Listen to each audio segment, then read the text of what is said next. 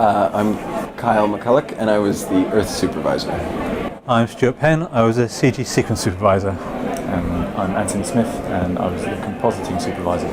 I was managing the planet, and so my day was a combination of reviews with other departments that the Earth was feeding into, reviews with the director, reviews with Tim, and then working with lighting teams, R&D teams, and compositing teams to assemble the Earth.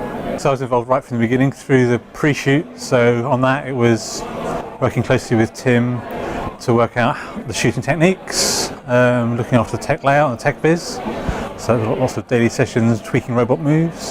Then the shoot supervision, so running around stages, making sure everything was running smoothly.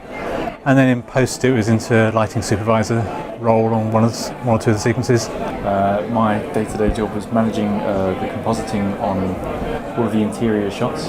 So that was all of the fully CG interiors and all of the live action pods, as well as comping a shot myself. And on set, I was operating touch designer to manipulate the images on the inside of the light box. I spent quite a lot of time especially in the pre-shoot process. We had a lot of meetings and conference calls with Alfonso, and discussions, test shoots that we went on with him. It was brilliant.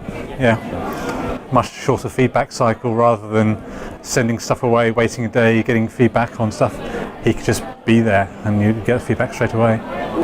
For the exteriors, we'd split it up so that whenever you could see an actor's face, they would be shot, and then they turned away. We could then transition to another setup. For the interiors, we had to break it into bits, but often we had to rejoin the plates back together live, full screen, morphs, warps, things like that. So it's quite tricky in those cases. Yeah, and having said that, there were still some very long takes that we did on top of that. So we just had to make it real, make it look real. That was the only way to do it. I think when you look at the quality of the assets, everything had to be built to the highest level of detail. There was no cheating, and everything had to hold up under an extremely high level of scrutiny so that Alfonso could plan shots and dress shots in a way that he found visually pleasing and interesting, and the CG would hold up. You know, when you look at Gravity, there's so much of that where you just don't know where it starts and stops. I love stuff like that.